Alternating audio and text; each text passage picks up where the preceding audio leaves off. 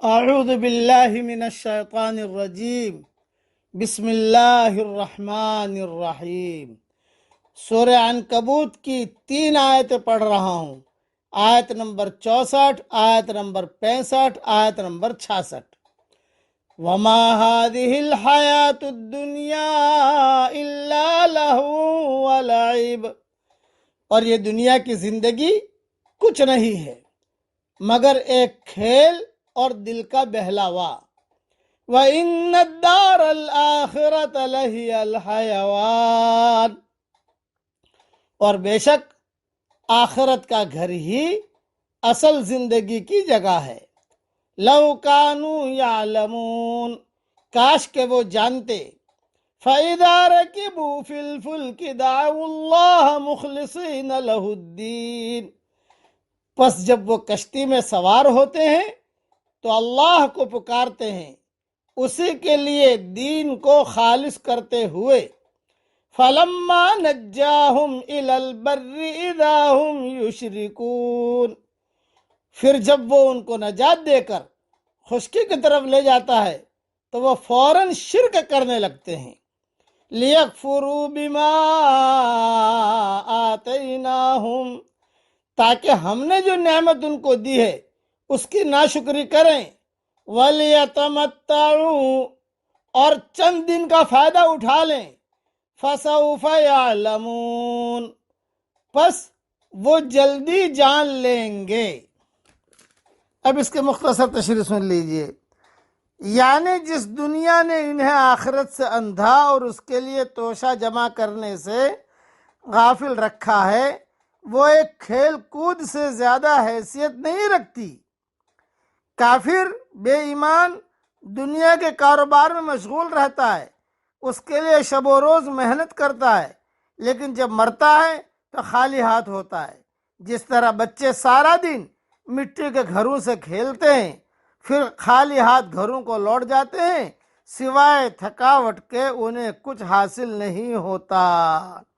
اس لیے ایسے عمل صالح کرنے چاہیے جن سے آخرت کا یہ گھر سنور جائے۔ اور پھر یہ کہ اگر وہ بات جان لیتے تو آخرت سے بے پرواہ ہو کر دنیا میں مگن نہ ہوتے۔ اس لیے ان کا علاج علم ہے، علم شریعت۔ بے ایمان کے اس تناقض کو بھی قرآن کریم میں متعدد جگہ بیان فرمایا ہے۔ حضرت اکرمہ رضی اللہ تعالیٰ عنہ اس تناقض کو سمجھ گئے تھے، جس کی وجہ سے انہیں اسلام قبول کرنے کی توفیق حاصل ہو گئی۔ ان کے متعلق آتا ہے کہ فتح مکہ کے بعد یہ مکہ سے بھاگ گئے تاکہ حضور صلی اللہ علیہ وسلم کی گرفت سے بچ جائیں۔ یہ حبشہ جانے کے لیے ایک کشتی میں بیٹھے، کشتی جو ہے بھنور میں پھنس گئی، تو کشتی میں سوار لوگوں نے ایک دوسرے سے کہا کہ پورے خلوص سے رب سے دعا کرو، پورے خلوص سے رب سے دعائیں کرو، اس لیے کہ یہاں اس کے علاوہ کوئی نجات دینے والا نہیں ہے۔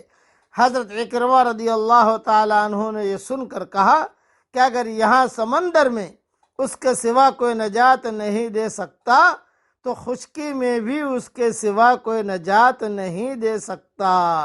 اور اسی وقت اللہ سے عہد کر لیا کہ اگر میں یہاں سے بخیریت ساحل پر پہنچ گیا تو میں محمد صلی اللہ علیہ وسلم کے ہاتھ پر بیعت کر لوں گا، یعنی مسلمان ہو جاؤں گا۔ چنانچہ یہاں سے نجات پا کر انہوں نے اسلام قبول کر لیا رضی اللہ تعالی عنہ۔ تفسیر ابن کثیر میں یہ مضمون موجود ہے۔ اور جب حضور صلی اللہ علیہ وسلم کی سیرت جب چل رہی تھی تو حضرت اکرمہ کا قصہ تقریباً پورا، یہ تو میں نے مختصر بیان کیا، پورا قصہ تقریباً 5-6 دن یا 7 دن میں نے پورا کیا ہے، وہ یوٹیوب پر دیکھ لیا جائے۔ انسان کی گمراہی، اس لیے کہ انسان کی گمراہی کا اصل سبب یہ ہے کہ وہ دنیا کی رونقوں اور دنیا کے مسائل میں اتنا گم ہوتا ہے کہ اس سے اوپر اٹھ کر سوچے نہیں پاتا۔ حقیقت کو پانے کے لیے اپنے آپ کو ظاہر سے اوپر اٹھانا پڑتا ہے۔ بیشتر لوگ اپنے آپ کو ظاہر سے اٹھا نہیں پاتے، اس لیے بہت لوگ حقیقت کو پانے والے بھی نہیں بنتے۔ دنیا میں آدمی کو بار بار ایسے تجربات پیش آتے ہیں جو اس کو اس کا عجز یاد دلاتے ہیں۔ اس وقت اس کے تمام مصنوعی خیالات ختم ہو جاتے ہیں اور حقیقی فطرت والا انسان جاگ اٹھتا ہے، مگر جیسے ہی حالات معتدل ہوئے وہ دوبارہ پہلے کی طرح غافل اور سرکش بن جاتا ہے۔ انہی نازک تجربات میں سے سفر کا وہ تجربہ ہے جس کا ذکر آیت میں کیا گیا ہے۔